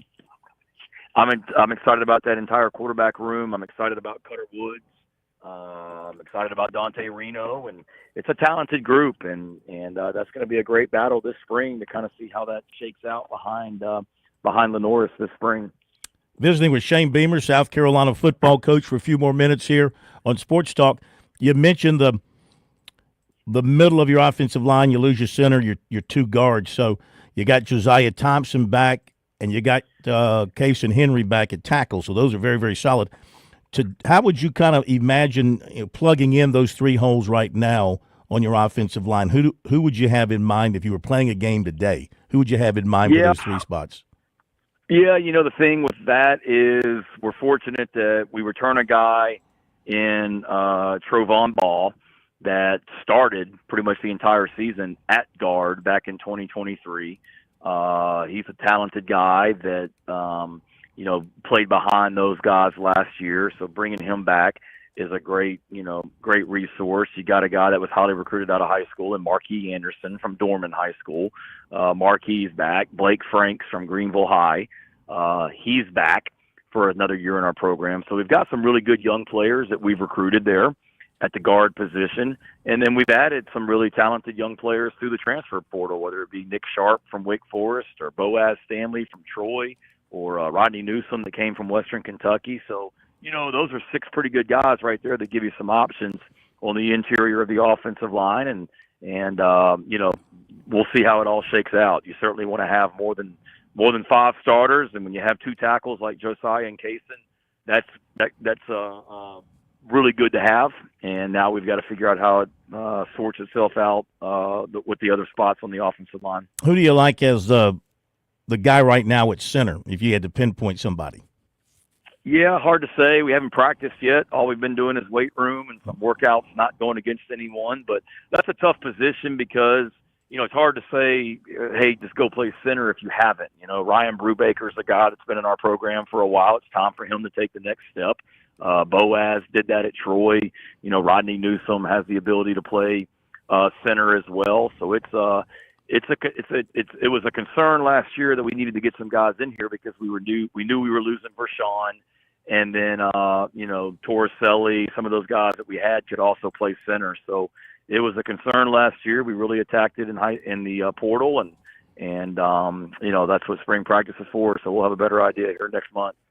Your wide receivers, as I mentioned earlier, such a strong-looking group, such a deep group with the ones you've got coming back and what you're adding. But I think Nick Harbor is a guy that really came along. You could just see the improvement in him game by game last season. He's not doing the track thing. So what are you seeing growth-wise in him in the winter workouts, and what are your expectations of him? Yeah, he's worked really hard. Going back to last season, it's very important to him to be great at wide receiver, and he's really putting the work in. And Mike Furry, our wide receivers coach, has done a great job with Nick. So he took a step last year as a wide receiver. He's focusing full-time on football, like you said, and will continue to take steps as well. And then the addition of these freshman receivers that we've brought in has only made the returning receivers in our program really be intentional about taking the next step, because these freshman receivers we brought in are really good young players along with the returning guys. So I'm excited about that group and see how it sorts itself out as well. Can you see one or more of those freshman receivers having an early impact on your offense, getting some early playing time? Absolutely. They will. It's not a question of if, it's how many. Yeah. How about the 2 from Columbia, like Donovan Murph, for example? No, he's not with you yet, is he? Donovan's not. Jordan Gidron from Ridgeview is. Jordan's doing a good job. Donovan's really, not with us right now, but he'll hit the ground running in the summertime when he gets here. But all those guys, those 2, Brian Rowe, Jaden Sellers, Lex Cyrus, Malik Clark from Rock Hill, it's a really talented group of players and some really good young men. All right, before we let you go, I wanted to ask you about you were down in New Orleans with the meetings, and there's been so much talk about what could happen with the playoff situation. Will they go to 14? Will they go to 16? And then the other thing, of course, the recent developments to talk about having these play-in games. This is what concerns me, and this is what the thing I want to ask you as the head coach at South Carolina, but me as a citizen of the state of South Carolina. This is what concerns me. I'm very protective of the South Carolina-Clemson football game and all end-of-season rivalries, which I think really make college football. I'm just wondering if we end up with this format with these play-in games where you're taking maybe the top 4 teams or top 6 teams in leagues, or maybe top 8 teams, and having these playoffs at the end of the season. Could you foresee where that would impact these rivalry games and cause I don't want to say the elimination of them, but force a rescheduling, moving them to the front of the season. What do you see? My question to you is, can you see the South Carolina-Clemson rivalry being in any kind of danger because of the scheduling plans and the remaking of the college football schedule? I don't. I've been outspoken publicly that, I don't want to see that rivalry affected. I've got great respect for their program, and it's one of the greatest, if not the best rivalry in all of college athletics. You see it with the attention on baseball this weekend. So there's a lot of uncertainty. There's a lot of different things that are floating around out there about, future matchups and play-ins and championship games and all that. And we'll figure that out. People above me are making those decisions, but I've said publicly and will continue to, I don't want anything to happen to that Clemson rivalry, and certainly want to continue to play that game where it is. Have you got a preferred format in your own mind if they change things up? Do you like the idea of the SEC going to this and the Big Ten and maybe others going to this play-in format? Yeah, I've said it and will continue to. I'm all for competition. And in regards to the play-in format, that was nothing that was discussed in New Orleans. So there's a lot of experts out there that certainly have their ideas of what is on the table. But a play-in SEC championship weekend wasn't even discussed in New Orleans with all the head coaches and athletic directors. So what does it look like? Don't know. In regards to future scheduling, we're all about competition, and as long as we're all doing the same thing in regards to how many Power 4 games we're playing each season, I'm great with it as long as we're all doing the same thing. All right. Looked like you had a big day yesterday with your foundation, with elementary school kids, and doing what you do with them, giving back to the community. Seems like everybody had a big time. Yeah, it was fun. Certainly. Love this state, love this community, and want to do my part to continue to give back. So I had an awesome day with some young students from local elementary schools here in the Columbia area, and it was great interacting with them. And a lot of our players were involved, and they did an awesome job. And it was just a really fun day all the way around. And you were down in Gainesville, and your dad received an award, and Lenore Sellers received an award, right? Yeah. Yep, that's been a busy week. I was down there Monday night. That was Lenore's accepted his award for being named the National Offensive Freshman of the Year, and was down there with Dabo. His kicker was named the Special Teams Freshman of the Year, and defensive back from Notre Dame. So fun time down in Gainesville, and it was great seeing Coach Spurrier and seeing Lenore's get honored. How's Coach Spurrier doing? He's doing well. He's doing very well. Yeah. You get a chance to get on the course with him or no? No, I don't see him enough to, but I know he's still playing, and always enjoy it when we're able to, but not regularly, that's for sure. Yeah. Well, we thank you for being with us. Look forward to covering you guys in the spring and see what kind of product you come away with. Excitement's building for 2025, so it should be a lot of fun to see what you guys can do. We thank you again, and we'll see you here down the road. You bet. Thanks for having me on. You guys have a great night. You too. Thank you. All right, Shane Beamer, South Carolina football coach, as the Gamecocks, they're still a few weeks away from getting their spring practice underway. Of course, they're going to have a little bit later date on their spring game, which I think is April 20th, of Friday. No, am I a little bit late on that? No, I think I am. Right, April 20th. The Friday of the of the Heritage, if I'm not mistaken, and then Friday, Clemson begins their spring practice on Friday. Dabo Swinney's going to meet with the media about 3:00 Friday, so works out great. We'll be up there for that, and then up there for the baseball as well. So we'll have all that covered for you. So thanks to Shane Beamer for being on with us live tonight. Thanks to Eric Bakich for being on live with us. Thanks to Paul Maneri for talking with the media earlier today. Great people to hear from. Another great person to hear from is coming up. Major Billy Downer, Department of Natural Resources, SC Wild. He's got a lot of stuff to talk about. We'll be joining the Major after the break. On Point Weather is made possible by our friends at Palmetto Citizens Federal Credit Union on 107 The Point. Here's tonight's forecast. Clear and cool. The low dips down to 48 for us. Tomorrow, a blend of sunshine and clouds. We'll have a 30% chance of some showers in the afternoon. The high is 78. Friday is gorgeous. Sunshine and 68. And it's more sunshine Saturday and Sunday. But we do get cooler on Sunday. The high only 58. I'm Cal Moss with your Odd Point local weather. Hey y'all, this is Ted from Flight Deck Restaurant. We'd like to invite you and your family to dine with us. We have a great menu that's sure to please your whole family. We have fresh cooked burgers, big juicy wings, blue plate menu featuring country cooking, oven baked hoagies, fresh crisp salads, authentic Greek food like gyros, souvlaki, and baklava. We also carry 20 different premium cheesecakes and pies. Flight Deck Restaurant also has an arcade with 30 different games like Star Wars, Batman, Skee Ball, Bass Wheel, Pac-Man, Galaga, and so much more. Flight Deck, your favorite family restaurant. Thanks y'all and God bless. With SRN News, I'm Keith Peters reporting a private company is launching another lunar lander toward the moon. Intuitive Machines lander blasted off on Wednesday aboard SpaceX from Florida.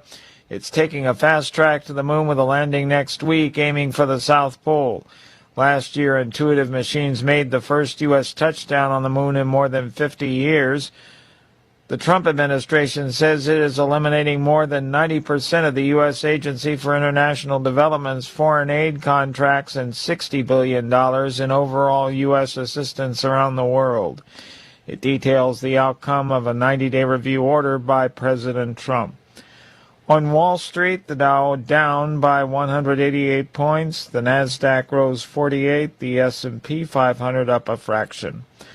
More details at srnnews.com. I was thinking about the things that matter to me when it comes to calling the plumber. First, most of us call the plumber out of a need, often a crisis. So you want reliability. Then, we're in a vulnerable place already, so you want someone you can trust, someone who will be fair in their pricing and handle things professionally. These are some of the reasons I feel comfortable recommending Franklin Plumbing and Drain Cleaning. See, they've been out to my home. They've been out to my brother's home, too. Franklin Plumbing and Drain Cleaning did such a great job. And you know, maybe this might not matter as much to some people, but they're locally owned. A lot of these plumbing companies you've heard of used to be local, and now they're owned by big national or even international conglomerates. Working with a locally owned company matters. It keeps your pricing down, and the money stays local here in the community. Josh and his team at Franklin makes customer service their top priority. I trust them. You can too, especially during these vulnerable times. Online, it's franklinplumbing.sc.com or call them 799-2222. That's 799-2222.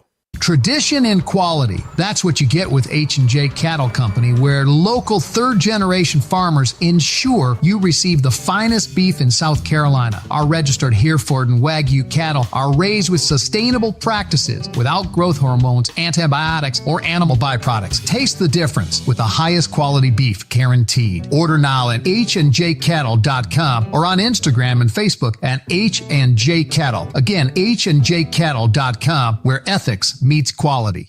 This is Fran Halloran, the Money Coach. Grow with the point as we build on 10 incredible years of community local radio. We built an environment where our listeners are our family. Are you a small business with big dreams? Join the tremendous stable of advertising partners at The Point. Connect with Kevin Cohen and brainstorm a tailored strategy to escalate your business growth using the powerful platform of The Point. Call Kev directly at 563-8558. Teaming with The Point, you can make the next year your best year. People hear me talking about Broker Solar and how much I like Ken and his team. They ask, hey, can I really trust this guy, Kev? Let me tell you two things. Number one, Ken and Broker Solar are legit. I've known Ken's family for 20 plus years. Seriously, these are local, ethical people. They're not going anywhere, and they do things the right way. Number two, Broker Solar is so different than these stereotypes we've heard about in the solar industry. There's no signs on the yard making stupid promises they can't keep. There's no door knockers trying to pressure you at your own door. Ken and Broker Solar will tell you the truth, what it'll cost, and how your solar power investment will pay off. See, we can't pick our power companies. Broker Solar gives you a chance to take some control over your power bill, and I like that, and so should you. Online, it's brokersolar.com, and seriously, reach out to Ken and these folks. It could really make a difference in your quality of life. Brokersolar.com, empowering you so you're not powerless. It's SC Wild with Major Billy Downer from the Department of Natural Resources. Major Downer is here to answer your questions about the great outdoors. Call in now at 888-898-2525 and join SC Wild on the Sports Talk Media Network. It is time to get to the great outdoors in South Carolina, and what a great day to be outdoors. I don't know, the Mother Nature and the animals, they're confused. They don't know whether they should be sweating or shivering because the weather's been so up and down here in South Carolina. Let's find out how that's affecting everything and other stuff from the great outdoors tonight with Major Billy Downer from the Department of Natural Resources. Welcome in, sir. How are you? Thank you, Phil. It's a great day in South Carolina and great weather today. But again, as we always say, if you don't like the weather today, just wait. It'll change tomorrow. This is true. The up and down South nature. Carolina is the famous state for it'll be 20 degrees today and 70 tomorrow. This is true. The up and down nature of the temperature, how does that impact things on the outdoors? It absolutely affects. We've talked about that during deer season that, heat affects deer movement. When it gets real hot, deer don't expend a lot of energy. They sit down, they bed, they don't come out till it's cooler in the evening. When it's really hot, they'll become what we call it. They become night creatures. Mm-hmm. They don't come out during the daytime, so they become what we call nocturnal. But here we are at the end of February. It's hard to believe we are almost approaching March 1st already in 2025. It's crazy how fast things fly. And it seems like the older you get, the faster it flies. And I don't know what that has to do with anything, but It just does. We are finishing out our small game season here on March 1st. Everything, rabbit, squirrel, all that runs out. Quail runs out on March the 1st. So, and if you were a grouse hunter, it goes out March the 1st. So the only thing left will be coon season. They'll go through March the 15th. So that's really the only thing we've got left as far as a season. Running coon dogs will be the raccoon season, possum season. I always love the way it calls raccoon and possum, but yeah, it sure is. The raccoon and possum season ends March the 15th for guns and dogs. So that's where we are. Let's talk about, so here we are going into March. There's a couple things I want to talk with you about. Of course, March here in South Carolina always means the Sportsman's Classic coming up the latter part of March. So let's begin there and talk about preparations and how those are coming along and just how big things are going to be this year. So absolutely, Phil. The Classic this year is the last weekend of March. So it'll be March 28th, 29th, and 30th. Mm-hmm. As always, that'll be right there around turkey season opening up. So there'll be, when we're there, and when you and I do the show again live, we'll hear turkey calls everywhere. You'll hear duck calls, even though duck season's gone. But a lot of turkey calls, a lot of fishing vendors there. It will be as busy as ever this year. And let's go back to you talked about, we didn't really finish talking about the weather and how it affects things. When it's warm like this, particularly in the spring or late winter, which we're still in wintertime, February, it doesn't feel like it, but fishing really gets active this time of year. And so when it warms up like this and the water temperature warms up in shallower water, your bass get active, and folks do really well in bass tournaments when it gets warmer like right now. So there is some fishing to be enjoyed. And as it warms up on the coast, same thing. Your redfish will bite, will pick up. As sheepshead moves off the offshore wrecks, comes inshore, that bite will pick up. Your speckled trout bite will pick up. And so things will pick up across the state on fishing inshore and in fresh water for sure. So, before you know it, crappie will be biting here. It's about time now. And then it'll be around the corner and we'll be, there's a little bit of trout bite right now. But it'll be around the corner, it'll be crappie, and then, your shell cracker and your brim or your flatfish, it really pick up. It's still a very favorite pastime in South Carolina to fish for brim. People love to do that on the shoreline. They love to do that in boats. And brim are one of those species of fish that really produce well year after year, and so you get another good year the next year.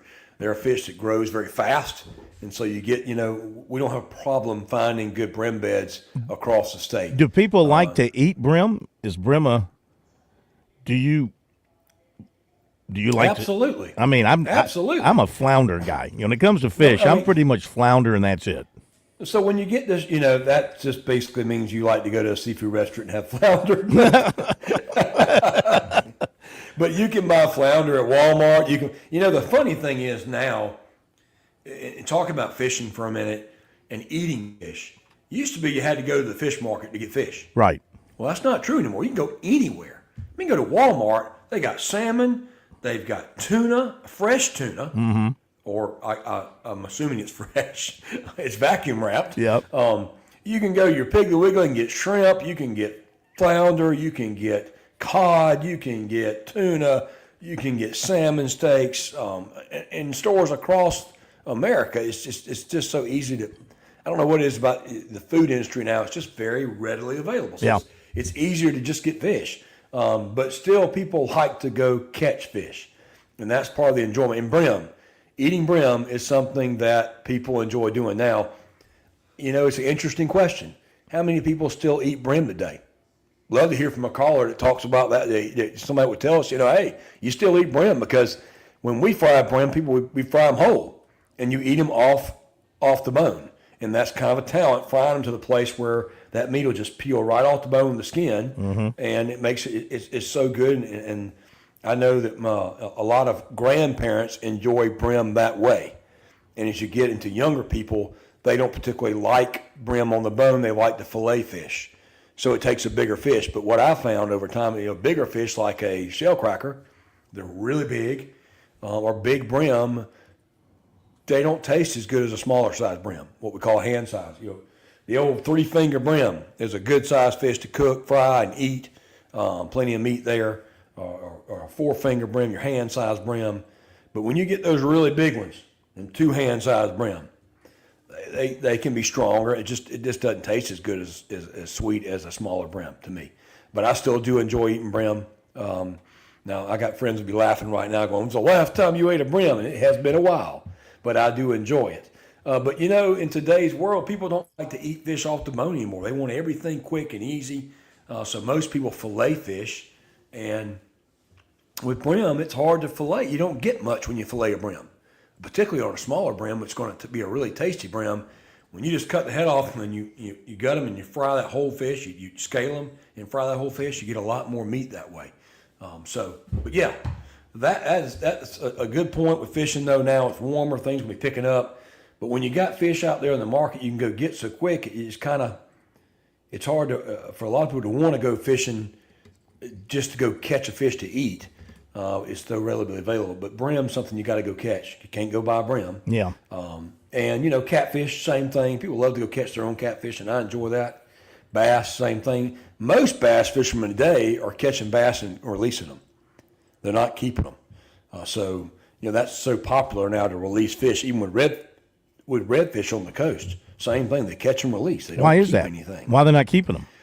Well, because they're trying to promote letting fish grow. Mm-hmm. If you don't keep them, you're not removing them from the environment, and they can then grow and produce more fish. When the bass tournaments come, it's a big deal. They make a big deal. When you catch a bass in a bass tournament, that fish has got to be alive when it comes to weigh in. If it's not, it doesn't count. Mm. So the industry has spent a lot of money on making live wells a lot better with aerators and things to keep, and oxygen to keep fish alive. Because when you come bouncing across that lake and banging them, you better have enough water in there to keep them alive. Because when you get back to the landing, if that fish isn't alive, it doesn't count. Mm. And then they return those fish in the water. And there is some stress kill that happens there. But most of those fish live, and the interesting thing, they've tagged some, and you think those fish would be right there around the landing where they put them back in the lake. They end up back where they were caught. Those fish migrate back up the lake to wherever they were caught. They know. It's pretty incredible. They know where they were? They know where they were, and they go back. That's been proven. Now, there's is it Bass Masters? There's an event on Lake Murray this coming weekend. That's right. This is the time of year that the bass tournaments start up. So warm days like this will get things fired up pretty quick. So a lot of excitement in that. Do you go to those? Do you ever make time to go to watch them, or maybe have you ever competed in one? Not necessarily not Bassmasters, but just a general fishing tournament. I have never competed in a fishing tournament. Couldn't claim that. I've got some friends that do that a lot in club tournaments. I got an officer that works for me that fishes on a tournament trail some, and they go to outside the states, other states to fish. So there are people that do it. I have not. In fact, I've more hunted than fished in the last 5 years, trying to get back into fishing again, enjoying that. I did a lot of fishing when my kids were younger, particularly inshore fishing. We did a lot of that. And just got, as they got older, we started hunting and doing more of that. And fishing mostly would be inshore fishing when we went on our beach trip. But I'm trying to get back into that. So that's going to be something I look forward to this year, doing more of with a boat, enjoying that, some inshore fishing. But again, this time of year is when fishing picks up, your seasons start ending. We talked about squirrel season, rabbit season, coon and possum season, all that's coming to an end. And so fishing really picks up this time of year. Now, turkey season is right around the bend. Next month, in March, both of our shows will be dedicated to talking turkey. We're going to have Jay Cantrell on here with us, and we're going to talk about a lot of the changes in the turkey laws. There's been some misprints in our rules and regs. We want to make sure to clarify that. Really? So folks know what to expect before turkey season. So we'll do that. Our first show and second show in February. We'll definitely jump on that so that folks know what's going on. Do you, as we talk about that, should people be aware, do they need to be advised about any things related to their licenses expiring? Do you have to get these renewals or anything? Do you have any renewal dates coming up that people should be aware of? So that's a good question. We went to what's called a 365 license a few years ago. In fact, many years ago now. And it used to, for years, people were used to their license ran out at the end of July, and you had to go get a new license. Everybody knew that. But now you have to go get, your license expires whenever you bought it. So if you buy it today, for instance, February 26th, your license will be good through February 26th of next year, which can be confusing. But a lot of people have gotten used to that. Most states have gone to a 365 license. And the other option is to do a 3-year auto renewal, and it'll automatically renew your license. You'll pay for a 3-year license. You can pay for a 3-year license up front, or you can set it to auto renew in the app, and it will auto renew your license for you and remind you or pay for it with the credit card or debit card you have on file. So that's a kind of a cool feature with the Go Outdoors SC app. So that's a cool feature that you can do. But that is a great question because people forget their license, and particularly like for me, I would go to the beach and I have my hunting license, and I got my hunting license before hunting season. Let's say I got it in August, September. Well, I go to the beach and I forget about my saltwater stamp or saltwater license. So you go buy that in June or July when you go to the beach. Well, you don't think about it again until June or July the next year. And you've got a saltwater license for the year, but if you go after July and you didn't, let's say you skipped the beach trip this year and you don't renew that license, you can forget that you got to have that license. So you can have multiple licenses but different dates. So I can have a hunting license that went one date, and my saltwater license could be a totally different date range, and that can be confusing. So using the app on your phone and the auto renewal can help you keep things going. It doesn't charge you for something you didn't want. It just will keep your licenses active, and it's a great feature for folks that tend to forget, and I forget a lot now. So it's always good to remember. Wait a minute. What do you mean you forget a lot now? Is that an indication of age? Yes. I fully embrace it. I cannot remember yesterday sometimes. I Swanee. No, but it's Swanee. It's hard to remember some things in licenses. People tend to forget. So yeah. You don't want to be out there fishing and the game warden comes up and you're like, uh-oh, I forgot my license. I forgot to renew it. Because you don't have to have the paper license anymore. The beauty of the app is you have it on your phone. It's right there. and you can renew it instantly. It doesn't take but a few seconds to renew your license on the phone. Now, while we're talking about all this newfangled stuff, let's talk about your new offices. I mean, people, I guess for years and years and years, were used to going to Assembly Street into the state offices there where DNR was located and taking care of their business. You've left Assembly Street, you've left the State House grounds, and you've moved out in the country, I guess you could say, sort of, kind of. Yes, we have. We moved to the farmers market. So most folks in the last 3 years, if they've gone to their boating, any boat tiling registration done, they've gone to the state farmers market off 321 towards Swansea and out of West Columbia. Yep. And they've gone there to get their license, as far as boat tile and registration done, and licensing in Columbia. So some people are familiar with that, but yes. So we were at the Rembrandt C. Dennis building for years. Mm-hmm. Before that, they were down at Dutch Square, way back in the 70s. And so we've just made a move. So there's a lot of new things at DNR, including a new director, Tom Mullican. Just rode with him today, and he came to our archery tournament today, and very nice man. He's got a lot of vision for the department. Look forward to working with him in the future. But so a lot of new things. We have moved to a new location, and it is at the State Farmers Market. The address is 260, then D Epting Lane, Epting Lane. That's West Columbia. Now, if you try to use that in a Google, you may not find it because the address hadn't caught up. Even the post office doesn't know where we are yet. Well, UPS and the I think FedEx can find us, but the Postal Service can't. So maybe there is something getting rid of the Postal Service. I don't know. Not to get into politics, but anyway.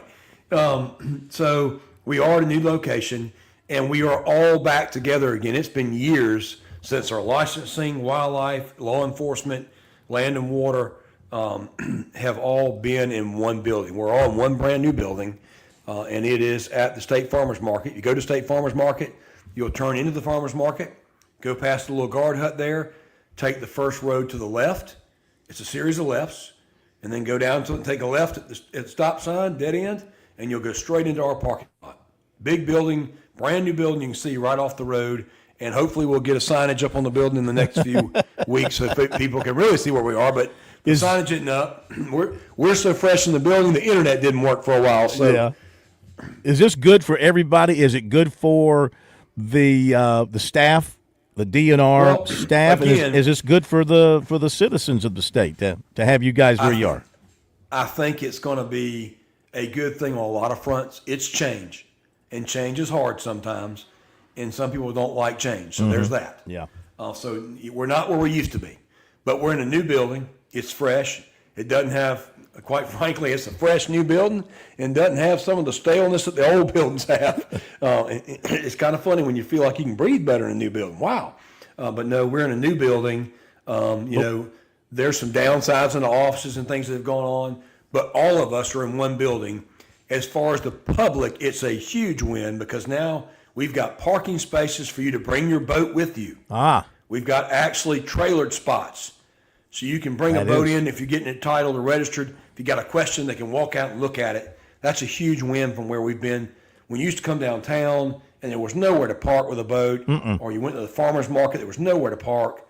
We now have parking spaces for trailers, so folks that are trailering a boat can pull in and actually have somewhere to park with dedicated parking.